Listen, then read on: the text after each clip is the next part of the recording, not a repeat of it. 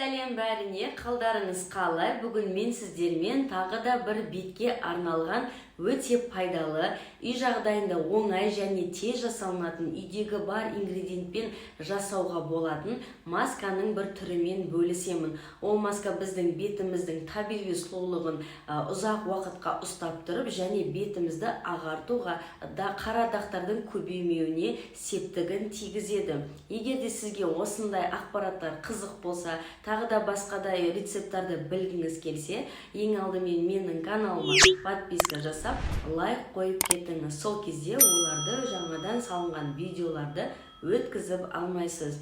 Ал егер де сіздің маған деген сұрақтарыңыз болса, немесе сіздің білетін рецептіңіз, пайдалы бір маскаңыз болса, менімен бөлісіңіз, комментарияға жаза кетіңіз. Ол жайлы мен видео түсіріп, өзім тексеріп көретін боламын.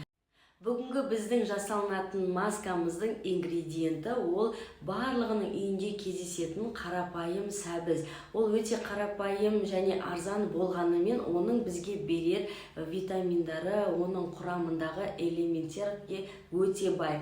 Мысалы ретінде сәбіздің құрамында А витамині, В, С, Е витаминынан бөлек ол еще басқа да элементтерге өте бай. Мысалға калий, кальций, фосфор, темір, тағы да басқа элементтерге өте бай. Сол себепті ол бізге бетімізден бөлек ішкі ағзамызға берер пайдасы өте мол. Ешқандай зияны жоқ және ешқандай аллергияға шақырмайды. Сол себепті міндетті түрде осы масканы жасайтын болсаңыз, бетіңізді тез-тез дақтардан құтылып, табиғи сұлулығына жететін боласыз.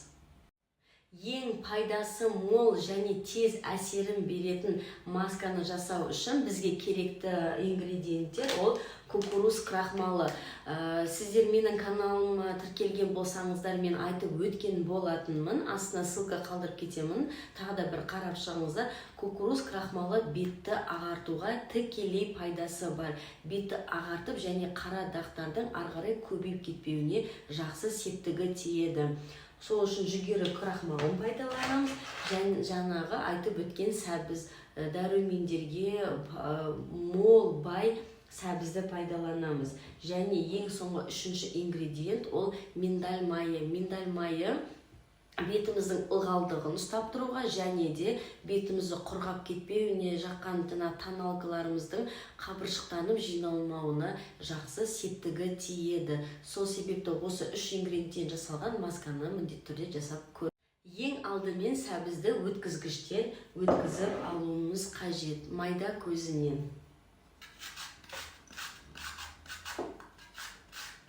Сәбізіміз свежий, яғни балғын болу керек.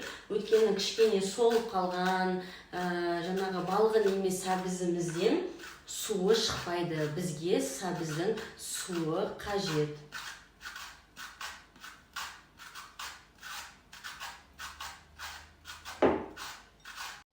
Сәбізімізді жақсылап өткізгіштен өткізіп алдық. Енді бізге шырынын сүзіп алу қажет. Ол үшін мен осындай сеткаға салып, езіп отырып шырынын шығарамын.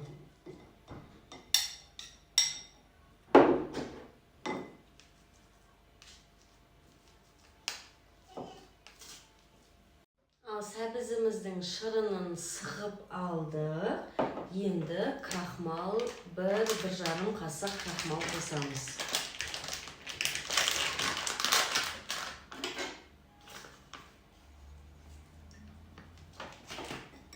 Жақсылап араластырып алып, осы крахмал мен сәбізімізді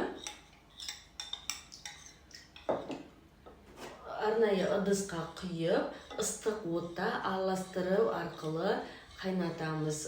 Составы массасы кішкене қоюланғанша.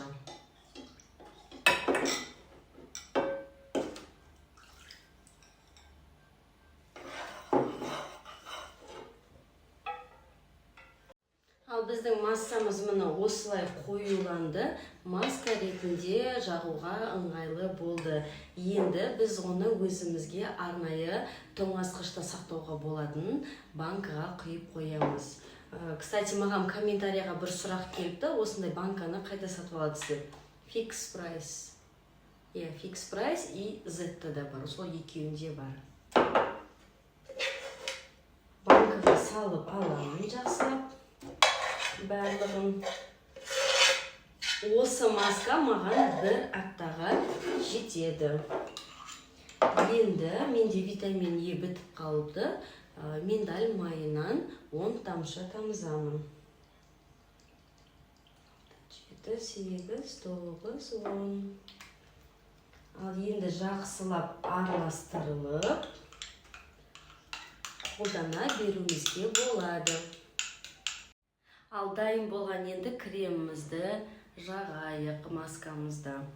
Мейлінше маскаларды жатар алдында жарты сағат бұрын жасаған жақсы. Сол кезде жуғаннан кейін, түнде ұйықтаған кезде өзі жақсы сіңіп, реакция жақсы жүре бастайды. Ешқандай зияны жоқ, міндетті түрде жасап қойыңыздар. Және жасалу жолы өте оңай.